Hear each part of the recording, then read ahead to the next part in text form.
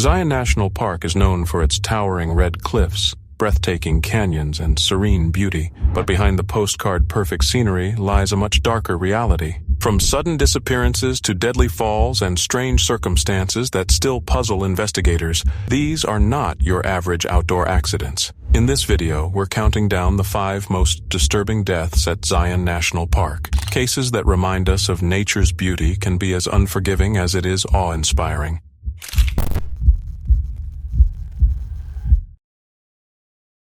"46-year-old Damian Johnson was out diving for scallops with his 20-year-old daughter when a great white shark, estimated to be 14 feet long, attacked and ate him alive." On July 25, 2015, a serene Saturday morning draped the eastern coast of Tasmania in the soft glow of dawn. Damian Johnson, 46 years old, a seasoned diver from Kingston near Hobart, set out on what should have been another joyful chapter of his lifelong romance with the ocean. At his side was his daughter, Olivia, a young woman in her early 20s who shared his deep love for the mysteries hidden beneath the waves. Together they were bound not just by blood, but by this passion for the sea. The evening before had been filled with excitement. Damian had sat with his family, spinning tales of the ocean's wonders, describing the beauty of the world that waited below the surface. Olivia listened closely, her eyes alight with anticipation. The sea had called to them both, and now they were answering. To those who knew him, Damian was more than just an experienced diver. His brother-in-law, Andrew Painter, remembered him as a careful man, someone who respected the ocean's power and never took reckless chances, especially not when his daughter was at his side. As dawn broke, father and daughter launched their boat, its hull slicing through the calm, silvered water as they made their way toward Lachlan Island and the shores of Maria Island. The salty breeze filled their lungs. The only sounds were the soft hum of the motor and their quiet, eager conversation. They reached their chosen spot, a place Damian knew well, where the sea whispered promises of hidden treasures. Without hesitation, they slipped beneath the surface, leaving the world above behind. Down in the crystal-clear depths, the silence of the ocean wrapped around them like a dream. Side by side, their movements graceful and in sync, they scoured the seabed for scallops, the simple rhythm of their task binding them even closer. The surface, the boat, the sky, they all seemed so far away as if the two of them were alone in another world. But the sea has its secrets, and that morning it chose to reveal one. It began with an eerie stillness, a sudden shift in the water that sent a ripple of unease through Olivia's heart. She turned, searching for Damian, but he was gone. The empty space where he had been moments before filled her with cold dread. Panic surged through her veins as she shot to the surface, her eyes wild, scanning the horizon, praying for any sign of him,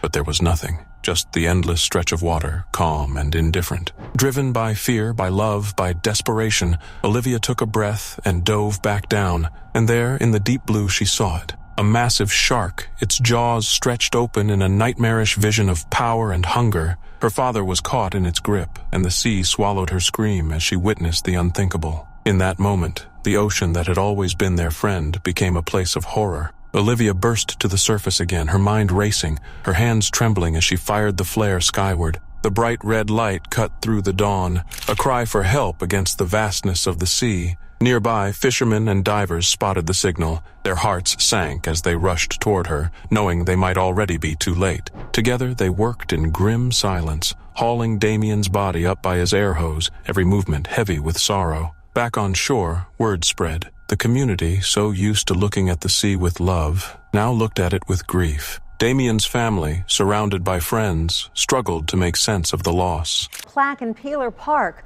honoring a fallen Nashville officer. You can see it here. This plaque, and benches honor former officer Eric Mumaw. He died in 2017 while trying to save a woman who drove her car into the Cumberland River.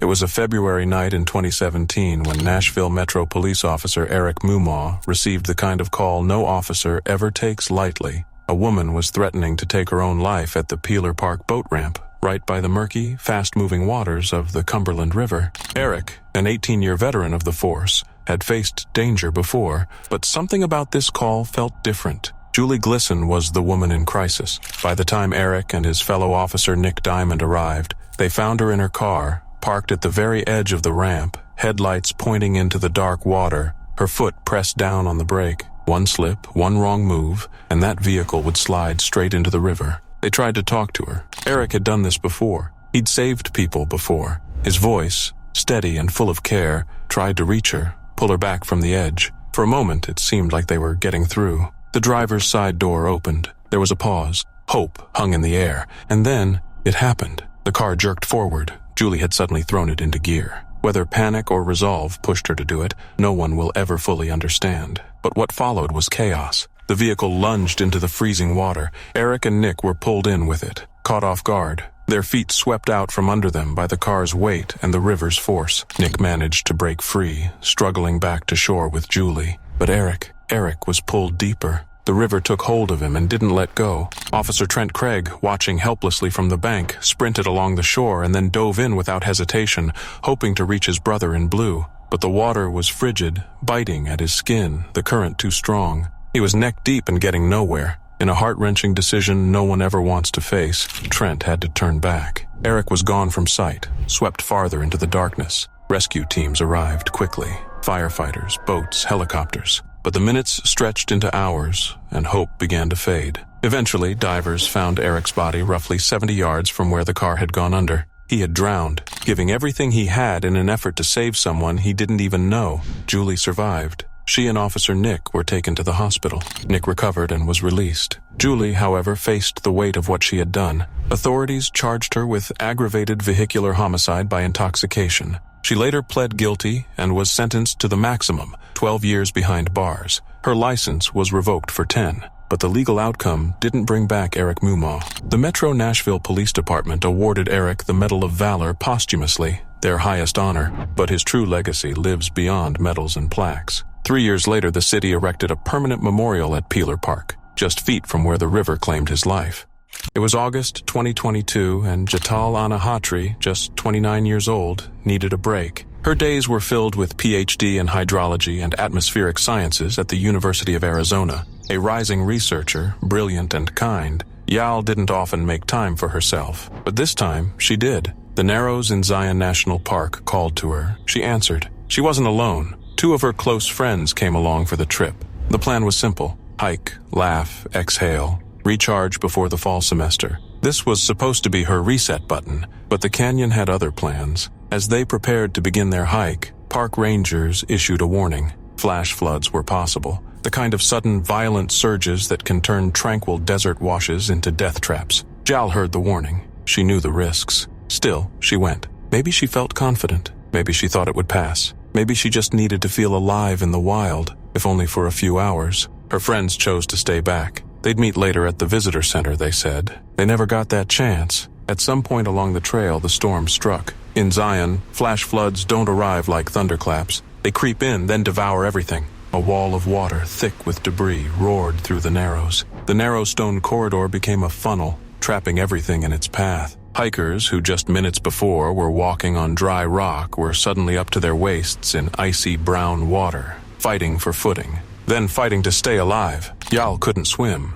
She, along with several others, was swept away, helpless against the raging current. Park rangers were alerted immediately. A rescue team was mobilized. They found one injured hiker hundreds of yards downstream and rushed them to a hospital. Others had managed to scramble onto high ground, marooned but alive. They were guided to safety once the water subsided. Rescuers asked if anyone was still missing. No one spoke up. No one knew. No one realized. Not until hours later, when Yal didn't return. Her friends waited at the parking lot, watching shadows stretch long across the pavement, expecting her. Nothing came. They reported her missing. That single phone call ignited a search operation unlike anything Zion had seen that season. Over 170 emergency responders, swiftwater specialists, search dogs, drones, helicopters, and her family, devastated, hopeful, desperate, arrived to join the search. On the first day, there was only silence. On the second, that silence grew heavier. Her brother spoke to reporters, his voice shaking. He watched a piece of footage released by a local outlet. 2 people clinging to broken branches being carried away by the flood. One of them looked like Yal. He couldn't be sure, but deep down, he feared he was watching his sister's final moments. The search continued. Day 3, nothing. But they didn't stop. Rescuers scoured the most treacherous parts of the Virgin River. Log jams, deep eddies, tangled roots where water could hide a body. Still nothing. And then, on the 4th day, The current gave her back. 6 miles south of the Narrows, they found her. There was no saving her. Zhao was gone. A medical examiner confirmed what her family had feared, but already knew. She had died in the flood. In the very place she'd gone to find peace, she met her end. The news rippled outward, far beyond Zion. Her university mourned deeply. Professors, students, colleagues, all described her the same way. Gracious, humble, brilliant. A close friend called her the most wonderful person, someone whose kindness had no limits. On Thursday, August 25th, 2022, in a quiet room at the Metcalf Mortuary in St. George, Utah, Zhao's funeral was held. Friends gathered, her family grieved, and somewhere not far from where she took her final steps, the Virgin River kept flowing, unforgiving, eternal. A teenage boy has died after being bitten by a shark while surfing north of Coffs Harbour on the New South Wales mid-north coast. The golden hues of early summer bathed Campbell's Beach near Coffs Harbour, New South Wales in soft, shimmering light. It was November 30th, 2013, a day that seemed made for adventure. 19-year-old Zach Young, with his bright grin and boundless spirit, stood at the edge of the sea, his heart beating in rhythm with the waves. The ocean was home to Zach, a place where he felt alive, free, unstoppable. His friends, drawn to his energy like moths to flame, laughed and teased as they paddled out together, chasing the perfect wave under a sky that seemed to smile down on them. The sea welcomed them that morning, its surface glinting like glass, its waves rolling in with a promise of exhilaration. Zach led the way, bodyboard beneath him, eyes sparkling with the thrill of the ride. It was their sanctuary, the ocean, the sun, the salt on their skin. A place where worries vanished, where only the now existed. They felt untouchable, carried by the rhythm of the tide, lost in the sheer joy of the moment. But the sea, for all its beauty, holds secrets. And sometimes it reminds us just how small we are. Without warning, the mood shifted. Out of the depths, a shadow emerged, silent, ancient, lethal, a shark. A creature as old as the ocean itself, driven by instinct, by hunger, by the merciless laws of the deep. In a blink, the dream shattered. The water that moments ago had cradled them turned cold, foreign, dangerous. The shark struck with terrifying precision. One instant, Zach was chasing waves. The next, he was caught in the jaws of nature's raw, unrelenting force. The attack was brutal, savage. Blood clouded the water. His legs gone, his strength fading. The sea that had always been his refuge had turned against him. His friends, gripped by horror, were plunged into a waking nightmare. Time twisted, slowed, every second stretching into forever as they fought the impossible. With shaking hands, they dragged Zach's broken body to shore, their hearts pounding, minds screaming. Desperation fueled them. Hope clung to them like a thread about to snap. They pressed their hands to his chest, breathed life into his lungs, begged the universe for mercy. But the ocean had already claimed him. Zach's heart faltered, then fell silent, cardiac arrest. Just like that, the boy who had lit up their lives was gone. The boy who had lived for the sea, who had found joy in every wave, was still. His friends knelt beside him, their hands stained with salt and blood, their faces etched with disbelief. The beach that had echoed with their laughter only moments before now stood silent, the waves breaking with cruel indifference. As they carried him away from the water, grief wrapped around them like a heavy shroud. The sun dipped lower, casting long shadows over the sand.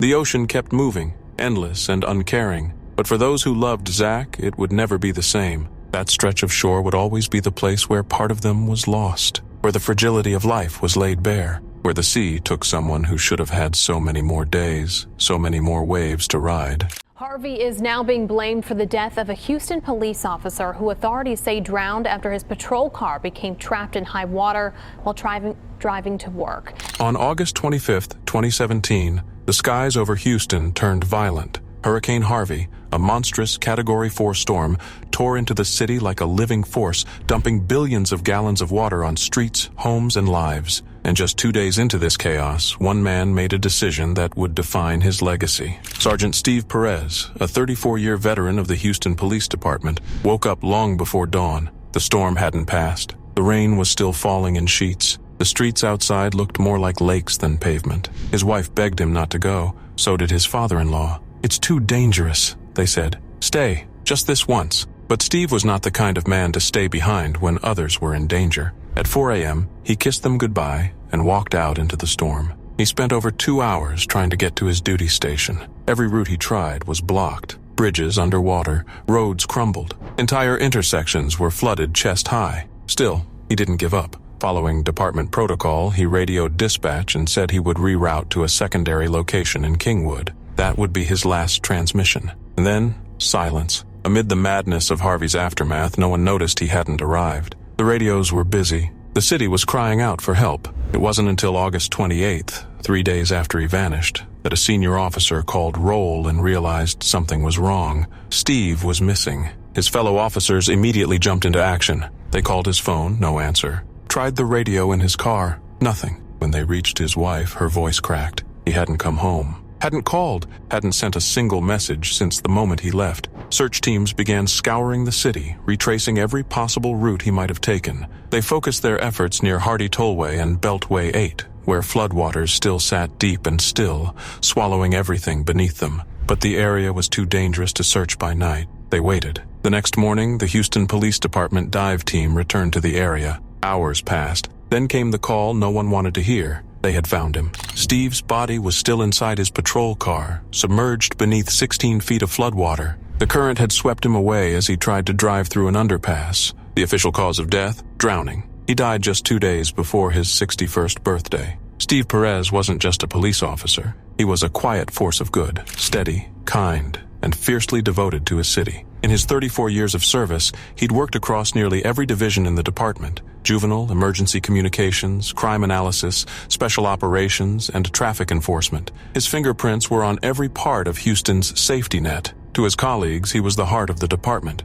a gentle protector, the kind of man who showed up early, stayed late, and never asked for credit. To his family, he was everything. His son Maverick later said, "He was the most excellent protector, defender, and rescuer. His love was pure, endless. He made me believe I could do anything." His death shook the entire city. At his memorial, a riderless horse led the procession. Helicopters soared overhead in salute. A final radio call echoed through the airwaves, breaking every heart that listened. He had given his life doing what he had always done, protecting others, even when it meant sacrificing himself. He was buried at the Houston National Cemetery, laid to rest among heroes. In the weeks that followed, Houston mourned. Strangers, people who had never met Steve, opened their wallets and poured out their gratitude. A GoFundMe organized by the Sergeants Benevolent Association raised nearly $20,000 for more than 300 donors. Messages of support flooded in.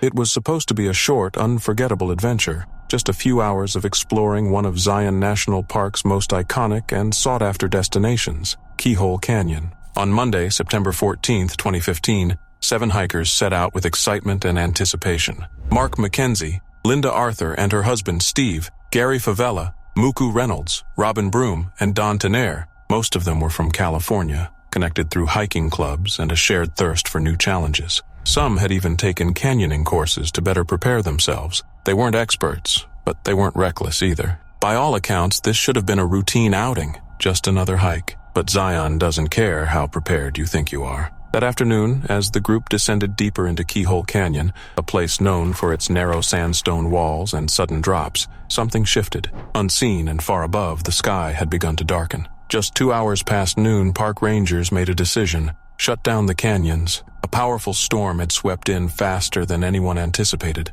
The monsoon season had struck again, but the hikers were already inside. And in a place like Keyhole, there is no signal, no sound of thunder until it's too late. No warning of the floodwaters racing toward you. It's believed they never even saw it coming. In a flash, cold, muddy water surged through the canyon like a freight train. One by one, they were dragged through the twisting corridors of stone, battered by the very terrain they'd come to admire. The desert, silent moments before, had turned into a death trap. No one knew what had happened. Not at first. Then, fate intervened. 3 hikers, strangers to the group, had crossed paths with them earlier that day. They shared a few words, helped take a group photo. A simple moment, a smile, a click of the camera. None of them knew it would be the last photograph those 7 hikers would ever take. Hours later, when the storm rolled in and the 3 hikers made it safely back to the base, they realized something was wrong. The group they'd met never returned. They reported what they saw to the rangers. Search teams raced to confirm the worst. They found the hikers' vehicles still parked, untouched. Time passed and no one came back for them. A full-scale rescue was impossible at first. The storm had turned the canyon into a violent torrent, far too dangerous for even the most experienced rescuers to enter. so they waited. Then, finally, the search began. Dogs trained for disaster zones combed through mud and debris. Rangers searched every twisted bend and flooded crevice, and slowly, painfully, the truth emerged. One by one, their bodies surfaced. Over the next week, the remains of each hiker were recovered from various points along the canyon. Some had been carried miles downstream. Others were wedged between rocks. All of them were gone. No one had survived. News of the tragedy broke the hearts of their families and devastated the close-knit hiking community they came from. Eventually, a memorial bench was placed at Tanga State Park, a place to sit, reflect, and remember 7 lives lost to nature's silent fury. No plaques or statues could ever explain what really happened in those final moments. The truth likely vanished with the floodwaters. But one thing remains clear. Zion is not just a place of wonder. It's a place of power. And sometimes that power takes. Sergeant Barbara Fenley was killed when helping people evacuate from the Eastland Complex fire in West Texas. The wildfire has destroyed at least 50 homes and burned more than 45,000 acres as firefighters battle high winds fueling the blaze. In March 2022, Eastland County, Texas was swallowed by fire. The wind howled. Flames danced across the landscape like a living thing. Relentless, fast, hungry, entire communities watched in disbelief as homes, schools, businesses, everything they had built over generations, were reduced to ash. People had minutes to escape, some only seconds. The sky turned black, the air thick with smoke as evacuations began in a rush against time. And in the middle of this chaos, one woman didn't run away from the danger. She ran straight into it. Deputy Sergeant Barbara Fenley of the Eastland County Sheriff's Office had one mission: make sure everyone got out alive. She worked traffic control, helped evacuate neighborhoods, and cleared the roads for fire trucks. But when she heard about an elderly resident who might still be trapped in the path of the inferno, she didn't hesitate. She jumped into her vehicle and drove straight toward the fire. That was the last time anyone heard from her. Her family tried to call her. Nothing. The radio fell silent. Hours passed with no word. The fire was still too aggressive, the smoke too thick for a proper search, and all they could do was wait, hope, pray. Once the flames had calmed enough, search teams moved in. What they discovered painted a picture of quiet, desperate courage. Barbara had not just checked on one person. She had gone door to door, trying to warn as many residents as she could. Urging them to leave, trying to buy them time, she kept pushing forward through choking smoke and suffocating heat. Then, on a rural stretch near FM 2526, something went wrong. The smoke was too thick. Visibility dropped to almost nothing. In those terrifying moments, navigating blind through the haze, Barbara's vehicle veered off the road, right into the jaws of the wildfire. By the time rescuers found her, it was too late. Her vehicle was burned out, her body still inside. She had never called to say goodbye. Barbara was just 51, a mother, a grandmother, a wife, and a protector to people she didn't even know by name. She'd started her law enforcement career in 2003 as a patrol officer in Gorman, the town where she was born and raised. By 2007, she became the city's chief of police, leading with heart and grit until 2013. After that, she joined the Eastland County Sheriff's Office, working quietly and diligently at the courthouse. But titles didn't define her. Actions did. When fire threatened to wipe out everything, Barbara did what only the bravest do. She ran toward those who needed help. Not because it was her job, because it was who she was. News of her death hit the community like a wave of grief. The governor ordered flags to fly at half-staff, calling her sacrifice what it was, the ultimate act of service. Tributes poured in from every corner of the state. Colleagues and friends remembered her passion for the job, her fierce dedication to helping others, and her unwavering love for the people she served. At her memorial in Cisco, the Myrtle Wilkes Community Center overflowed. Between 1,500 and 2,000 mourners gathered, many of them in uniform. They stood in silence, heads bowed, hearts heavy. She left behind a husband, 3 children, and 2 grandchildren, along with a legacy that refuses to fade. In the aftermath, voices across the county called for a permanent tribute, renaming a stretch of FM 2526 in her honor, the very road where she gave her life trying to save others.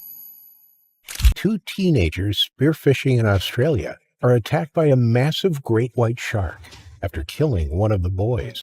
In the quiet, untamed stretch of Chains Beach along Western Australia's rugged southern coastline, the early morning sun bathed the water in gold, casting a warm, deceptive calm over the sea. 17-year-old Jay Muscat was alive with excitement. The ocean was in his blood, its mysteries a part of him. He called himself just a young, salty dog on Instagram, But to those who knew him, Jay was much more than that. He was the kind of person whose love for the sea was infectious, whose joy made others believe in the magic of the ocean. At his side was his close friend, Matt Peller, another soul drawn to the deep, sharing Jay's passion for spearfishing, for discovery, for the wild and beautiful world below the waves. That morning, Jay and Matt prepared with care, as they always did. Their gear was checked, then checked again. They knew the sea could be unpredictable, but nothing, not experience, not caution, not love, could prepare them for what was coming. As they slipped into the clear, cold water, the worries of the world melted away. They were weightless, free.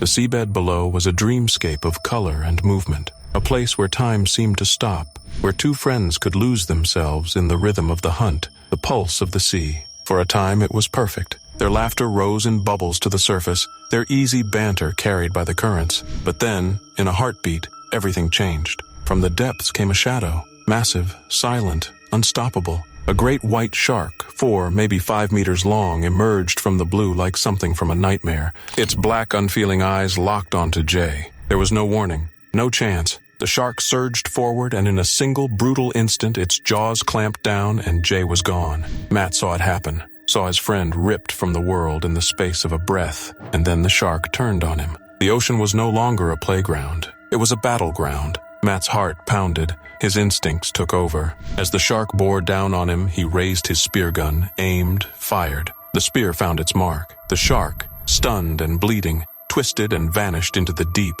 The silence that followed was deafening. Matt, trembling, his mind reeling, swam to Jay's side, but the sea had taken too much. The vibrant boy who'd laughed with him moments ago was still now, the water around them stained with loss. Matt didn't stop. Somehow, through the shock and horror, he managed to fire a flare. Its red light tore across the sky, a desperate cry for help. Fishermen nearby saw it, their hearts sinking as they raced to the scene. Together, they brought Jay back to shore, but it was too late. The sea had claimed him. News of the attack swept through the beach community like a cold wind. Friends and family stood in stunned silence, staring out at the waves that had always seemed so beautiful, so full of promise. Now those same waves whispered a darker truth. The sea gives, but it can just as easily take.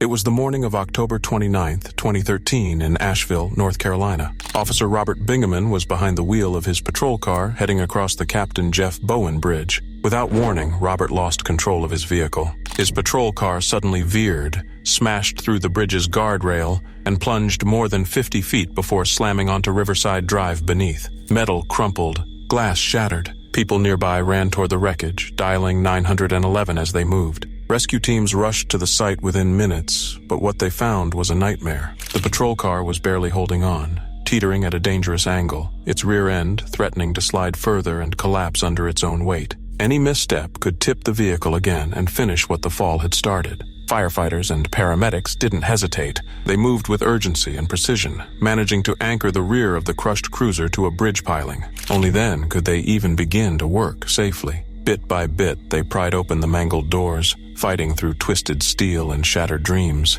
Inside, they found Robert, gravely injured, barely hanging on. They did everything they could, but it wasn't enough. Robert Bingaman succumbed to his injuries shortly after they pulled him from the wreckage. The investigation that followed was somber and difficult. State Highway Patrol officials later confirmed that Robert had been speeding when the accident occurred. He hadn't activated his lights or siren, and tragically he wasn't wearing a seatbelt. The pieces didn't fit the image of the disciplined, cautious officer that his peers and family knew, and that only deepened the sorrow. Some began to look beyond the crash itself. There had always been whispers about the Captain Jeff Bowen Bridge. It carried nearly 1 million cars every day, feeding traffic from both a city street and an interstate onto one chaotic path. Drivers were often forced to change lanes rapidly, some accelerating, others braking, with little room to maneuver. Near misses were common. Accidents, too. Many believed the design of the bridge itself was a factor in Robert's tragic fall. But there were no answers, just questions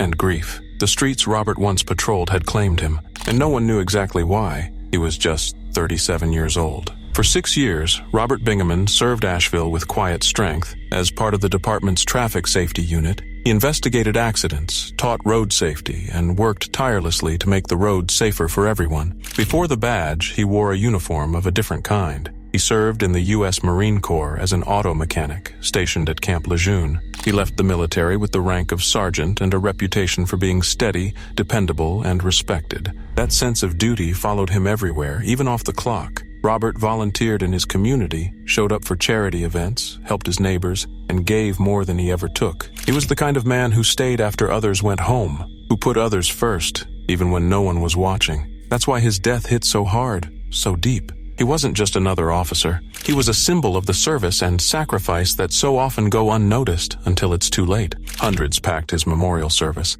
Fellow officers stood at attention. Veterans saluted. Friends and family wept quietly as bagpipes played. The silence in the room said everything words couldn't. He had made an impact, one that would echo far beyond the badge he wore. Robert was laid to rest at the Western North Carolina Veterans Cemetery in Black Mountain, surrounded by the mountains he loved and the people who loved him. The flag draped over his casket was folded with reverence and placed in the arms of his widow, Jenny Bingaman, whose quiet strength mirrored his own. But Jenny wasn't content to let grief be the end of Robert's story. In the months that followed, she launched a community event in his honor, a spring 5K run and obstacle course challenge designed to unite police, fire, and rescue teams. It wasn't just a race. It was a promise that Robert's legacy would live on. It was Saturday, June 5th, 2021, a clear, warm morning in Zion National Park. Cassie Brown, 26 years old, laced up her boots, checked her gear, and set out alone. An experienced canyoneer and trusted guide with the Zion Adventure Company, Cassie wasn't new to the landscape. She had explored these canyons countless times, sometimes with fellow enthusiasts, other times with her mother, both drawn to the thrill and silence of Utah's sandstone labyrinth. But that morning, for reasons still unknown, she chose to go solo. No one could have imagined it would be the last time her family would see her alive. Cassie's love for canyoning wasn't just a hobby, it was a passion she lived and breathed. She was methodical, safety-conscious, and deeply respected in the community. So when she disappeared without a word, it sent ripples of dread through everyone who knew her. The canyon she chose that day wasn't known for danger. In fact, many considered it easy. But Zion has a cruel way of turning familiar ground into something unforgiving in an instant. As Cassie descended a narrow rappel, her rope, her lifeline, suddenly jammed. Tangled on a ledge, it refused to budge no matter how many times she tried to free it. Alone, suspended in a remote canyon with fading daylight, she was faced with an impossible choice: wait and hope that someone might happen upon her, or try to ascend the rope back to safety. She chose to fight. Attempting a rope ascent isn't easy, even for seasoned climbers. Every motion has to be precise, every grip flawless. But at some point during her climb, the rope gave out, just like that. A sickening snap echoed through the canyon as Cassie plummeted 50, maybe 80 feet into the hard, unrelenting rock below. The fall shattered her body. Bones broke, organs ruptured, but she was still alive. For a short while, she held on. An hour later, another group of canyoneers stumbled across abandoned gear. Cassie's gear. Something was wrong, terribly wrong. One of them raced back to alert Zion's search and rescue team. Crews mobilized. Hiking routes were shut down. The Narrows, Mystery, Orderville Canyon, all temporarily closed. Even shuttle stops and riverside trails were blocked as emergency responders raced against time. A helicopter circled overhead, but the canyon's steep walls and narrow passages mocked every attempt to reach her faster. When rescuers finally reached Cassie, she was lying broken and barely conscious. Medics worked quickly, desperately, fighting to keep her with them, but it was too late. Within moments of being found, Cassie's body gave out. She died there in the silence of the canyon she loved, alone, but not forgotten. Her body was recovered the next evening, and as word spread, grief followed. Friends, fellow guides, and canyoning enthusiasts poured out tributes. One called her a master of the limestone slots, a guide whose skill and spirit brought safety and awe to those who followed her lead. Another remembered how deeply she cared, how she shared her love of the outdoors with everyone she met. It's one of the most iconic hikes in Zion National Park. Since 1926, it has pulled in hundreds of thousands of hikers, each one drawn by the promise of breathtaking views and the thrill of walking a razor's edge. But make no mistake, this trail does not forgive mistakes. The path begins innocently enough. A winding climb through stunning red canyons. A test of endurance, yes, but manageable. The danger, the real danger, waits until the final half mile. That's where the earth drops away on both sides. where hikers grip onto anchored chains for dear life, carefully navigating a narrow spine of sandstone with nothing but sky and abyss flanking their every step. One slip, one moment of hesitation, and it's over. On March 3, 2017, Tate Ryan Valino stepped onto that trail. He was 45 years old, a husband, a father, a writer, a man who once worked in financial services but who found greater purpose in the words he penned, the books he authored, and the lives he touched through volunteer work with Habitat for Humanity. He kayaked when he could, sought peace in nature. That day, Angel's Landing was his destination. He went alone. Perhaps it was the solitude he sought, time to reflect, to challenge himself, to be suspended between earth and sky with only his thoughts for company. No one knows exactly what drew him there that day, but he didn't tell his story on the way back down. The trail kept that for itself. Sometime during the climb, as he ascended the final perilous stretch, something happened. No one saw the moment. No one heard a scream, but somewhere along those narrow ridges, Tate Valino fell, plummeting down the unforgiving sandstone cliffs to the rocky canyon floor below. It was hikers passing through later who spotted him, motionless, broken, sprawled out on the sun-baked stone. They called for help. Zion Park authorities responded quickly, closing off the trail, deploying search and rescue teams. But there was no rescue to be made, only recovery. Tate was gone. The investigation confirmed what everyone feared: blunt trauma injuries consistent with a fall from great height. No one could say exactly how far he fell. There were no witnesses, no final words, just the wind through the canyon and a silence that swallowed the story whole. His death was the 15th on Angel's Landing, the first of that year. It was ruled a tragic accident, but Tate Valino was more than just a statistic. He wrote books with titles like The Front Nine and Pull the Pin,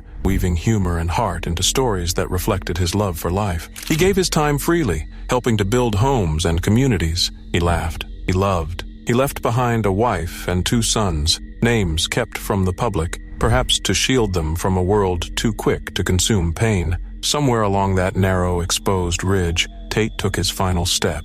And though the trail reopened that same day, though other hikers came and went, posing for pictures at the summit, the air felt different. Because Angel's Landing demands something from everyone who climbs it. Sometimes the price is higher than anyone expects, and sometimes it's everything. One woman has died and her husband is injured after the two hiked overnight in the Narrows.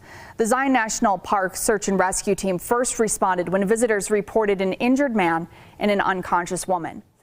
On November 20th, 2022, a 33-year-old man and his 31-year-old wife stepped into the mouth of the Narrows, a stunning, winding slot canyon carved by the Virgin River, where towering stone walls rise like cathedral columns on either side. It's a hike that promises beauty, solitude, and a kind of quiet adventure that speaks to the soul. But on that day, the silence would take on a colder, more merciless tone. The couple had secured a permit for the full 16-mile trek. That kind of journey isn't for the faint of heart. It demands physical endurance, mental focus, and careful preparation, especially in November. The hike requires trudging through waist-deep water hour after hour with no cell signal, no shortcuts, no easy way out. But to them, it must have felt thrilling. They moved quickly, confidently. They had each other. What could go wrong? Then the sun dipped below the canyon rim. Temperatures, which had started at a brisk but manageable 49 degrees Fahrenheit, began to drop. At first, maybe it just felt like a shiver. But as darkness bled into the canyon, the air turned cruel, bitter.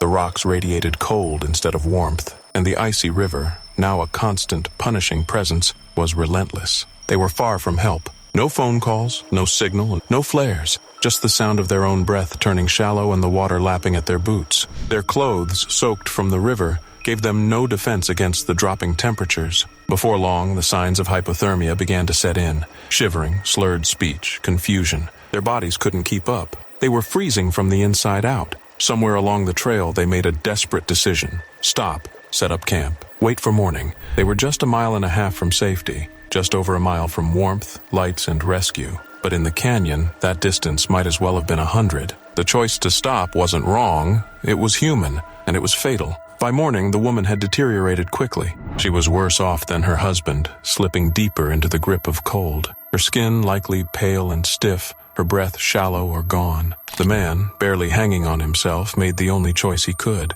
He left her. Imagine the agony, leaving the person you love most in the world behind in a freezing canyon while you stumble forward, broken, for help that may or may not come. But he pressed on. He had to. For her. Somewhere along the trail, he found strangers, hikers, humans. They took one look at him and realized something was terribly wrong. Help was called. Emergency teams rushed in. More than 20 trained rescuers pushing through the same icy water the couple had faced the night before. They found the man first. He was barely conscious but alive. Rescuers brought him to the Zion Emergency Operations Center, where medical teams fought to stabilize him. Then they found her. She was lying by the river, unmoving. A hiker tried to revive her, but it was too late. Her body was already past saving, cold, still. She died alone in the night, surrounded by the very beauty they had come to experience together. To this day, their names have not been released. Whether out of respect for the family's grief or their own private wishes, the world only knows them as a couple. But in those anonymous figures lies something deeply haunting, because they could have been any of us, any couple chasing a shared adventure, any two people believing that love and courage were enough. In Zion, the land does not promise mercy, only truth. And sometimes that truth is colder than we can imagine. Friends stared out to sea in disbelief on Thursday after the death of 20-year-old David Lilienfeld near Cool Bay on the False Bay. It was supposed to be a perfect day, a day of sun, surf, and salt-kissed air, the kind of day David Lilienfeld lived for. At just 20 years old, David was no stranger to the ocean. A champion bodyboarder, he had grown up riding the waves of South Africa's rugged coastline, fearless and free. On that fateful afternoon at Coeel Bay, east of Cape Town, David and his brother Gustav paddled out together, brothers bonded by their love of the sea. The water was calm, the sky clear, and nothing hinted at the horror that was about to erupt beneath the surface. Then it happened, in a flash too fast to process. A dark, monstrous shape loomed from the depths. A great white shark, massive and ancient, at least 16 feet long, broke from the shadows of the sea. There was no warning, no time to react. The shark lunged with primal force, its jaws clamping onto David and dragging him under the water in a swirl of froth and blood. Witnesses on the beach watched, frozen in terror, unable to help as the ocean seemed to swallow him whole. Gustav, just meters away, saw everything. The fear, the chaos, the desperate struggle. He paddled with all his strength, fighting the waves and his own panic, determined to reach his brother. When he finally did, he found David grievously wounded. The shark had torn away his right leg completely, severed clean below the hip. The sea that had given them so much had, in an instant, taken nearly everything. Together with friends and horrified bystanders, Gustav hauled David onto the jagged rocks, shouting for help, hoping against hope that there was still time. But the damage was too great. Before medics could arrive, David slipped away, leaving his brother and father devastated on the shore. His right leg was never recovered, lost to the deep. As the tragedy sank in, anger and grief rippled through the community. The peaceful waters of Coeel Bay had been disturbed in the days before by a controversial shark documentary being filmed nearby. The crew, eager for dramatic footage, had used chum and bait to lure great whites close to shore. Too close. Experts had warned that this could provoke danger, that bringing predators into human waters was a gamble with lives. One shark author, Dirk Schmidt, had pleaded for the project to be stopped, terrified that it would lead to disaster. And now, here it was, his nightmare realized in the most brutal, heartbreaking way. In the aftermath, confusion reigned. Permits were revoked, the documentary was scrapped, and officials scrambled to distance themselves from the tragedy. Some claimed the filming had nothing to do with the attack. Others weren't so sure. National Geographic denied involvement, but the damage was done. A young man, beloved by his family and admired by his peers, was gone. His final moments played out in the most terrifying way imaginable. In front of his brother, in front of the world. And as always, the ocean returned to calm, the waves washing over the blood-stained rocks, as if trying to erase what had happened. But for those who were there that day, for Gustav, for David's family, for the witnesses on the beach, the memory would remain forever. A chilling reminder that beneath the beauty of the sea lies a world of untamed, unforgiving power. In just a few days, we'll mark 20 years since 9/11, and on that tragic day, 23 NYPD officers died in the line of duty. One of them, the only female. She left behind a husband, a 2-year-old daughter, and grateful survivors who she helped save. It was the morning of September 11th, 2001. For one NYPD officer, Moira Smith, it was the day she stepped into history. What she did in those final hours still echoes through the hearts of a grieving city. Moira wasn't just another officer. She had courage. She was fearless, a steady force in a city that never sleeps. She lived in Bay Ridge, Brooklyn, with her husband Jim, also a cop, and their 2-year-old daughter Patricia. Her life was full of duty, love, and service. But that morning, everything changed. She saw the first plane hit the North Tower, and without a second thought, Moira ran toward the chaos. She was one of the very first to reach Ground Zero. Sirens blared, smoke filled the sky. People were screaming, running in every direction, but Moira ran into the South Tower. Inside that crumbling building, she became a beacon in the dark. Witnesses remember her clear, commanding voice, firm, calm, impossible to ignore. One survivor, Martin Glenn, would later say that her presence kept panic from turning deadly. She wasn't just giving orders, she was saving lives with every breath. There's a haunting photograph, Moira guiding a bloodied man named Ed Nichols to safety. It's the last image the world has of her, because she didn't stop. She went back in, again and again, risking everything to pull more people out. She was inside the South Tower when it collapsed at 9:59 a.m. She never came out. Moira's remains wouldn't be found until March of the following year, but her memory didn't fade. The NYPD awarded her the Medal of Honor, their highest recognition. Glamour and Miss Magazine named her Woman of the Year. The police, Women's Endowment Association did too, because even in death, Moira stood as a symbol of everything good about the badge she wore. But it's her daughter Patricia's story that brings the heartbreak full circle. Just 2 years old when she lost her mother, Patricia would grow up with that weight. She was photographed accepting Moira's Medal of Honor at Carnegie Hall, dressed in red velvet, barely old enough to understand what it meant. But she never forgot. She grew into an athletic trainer at Tulane University,